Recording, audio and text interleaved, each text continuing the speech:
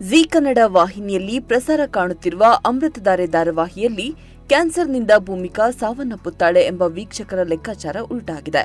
ಗೌತಮ್ನ ಆರೈಕೆ ಮತ್ತು ಕುಟುಂಬಸ್ಥರ ಪ್ರಾರ್ಥನೆಯಿಂದ ಗುಣಮುಖಳಾದ ಭೂಮಿಕಾ ಹೊಸ ರೂಪದಲ್ಲಿ ಮತ್ತೆ ಬಂದಿದ್ದಾಳೆ. ಈಗ ಗೌತಮ್ ಇದೇ ಖುಷಿಗೆ ಪಾರ್ಟಿ ಮಾಡಿದ್ದಾನೆ. ಸೀರಿಯಲ್ನಲ್ಲಿ ಹಾಸ್ಯ ಸನ್ನಿವೇಶ ಅಂದ್ರೆ ಆನಂದ್ ಸದಾ ಭೂಮಿಗೆ ಗೊತ್ತಿಲ್ಲದ ಹಾಗೆ ಜ್ಯೂಸ್ಗೆ ಡ್ರಿಂಕ್ಸ್ ಮಿಕ್ಸ್ ಮಾಡಿ ಭೂಮಿ ಮನದ ಮಾತನ್ನ ಆಚೆ ಹಾಕಿಸ್ತಾ ಇದ್ರು. ಆದ್ರೆ ಈಗ ಹಾಗಲ್ಲ. ಇಷ್ಟು ದಿನ ಭೂಮಿ ಟೈಟ್ ಆಗೋದು ನೋಡಿದ್ರಿ. ಈಗ ಡುಮ್ಮಸರ್ ಸರದಿ. ಕುಡಿದ ಮತ್ತಿನಲ್ಲಿ ಗೌತಮ್ ಭೂಮಿಯನ್ನ ಹೊಗಳಿದ್ದಾನೆ. ಸೀರಿಯಲ್ ಇತ್ತೀಚೆಗೆ ಅಂತ್ಯ ಹಾಡುತ್ತೆ ಅಂದುಕೊಂಡಿದ್ದರು ವೀಕ್ಷಕರು. ಆರಂಭದಲ್ಲಿ ಕ್ಯಾನ್ಸರ್ಗೆ ಚಿಕಿತ್ಸೆ ಪಡೆದುಕೊಳ್ಳಲು ಭೂಮಿಕಾ ಹಿಂದೆಟ್ಟು ಹಾಕಿದ್ಲು. ಆದರೆ ಗೌತಮ್ ಬಲವಂತದ ಮೇರೆಗೆ ಚಿಕಿತ್ಸೆ ಪಡೆದುಕೊಂಡ ಭೂಮಿಕಾ ಗುಣಮುಖವಾಗಿದ್ದಾಳೆ. ಎಲ್ಲಾ ಕೆಲಸಗಳನ್ನ ಬಿಟ್ಟು ಪತ್ನಿಯ ಆರೈಕೆಯಲ್ಲಿ ಗೌತಮ್ ತೊಡಗಿಕೊಂಡಿದ್ದನು.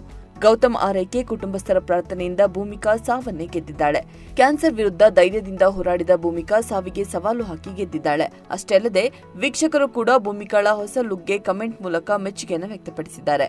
ಮತ್ತೊಂದೆಡೆ ಇದೇ ವಿಷಯವನ್ನಿಟ್ಟುಕೊಂಡು ಭೂಮಿಕಾಗೆ ಮಾನಸಿಕ ಹಿಂಸೆ ನೀಡಬೇಕೆಂಬ ಶಕುಂತಲಾ ಮತ್ತು ಜಯದೇವ್ ಕೆಟ್ಟ ಆಸೆಗೂ ನಿರ್ದೇಶಕರು ಕೋಕ್ ನೀಡಿದ್ದಾರೆ. ನಿರ್ದೇಶಕರು ಕಥೆಗೆ ರೋಚಕ ತಿರುವುಗಳನ್ನು ನೀಡುತ್ತಾ ಧಾರಾವಾಹಿಯನ್ನ ಮುಂದುವರಿಸಿಕೊಂಡು ಬರುತ್ತಿದ್ದಾರೆ.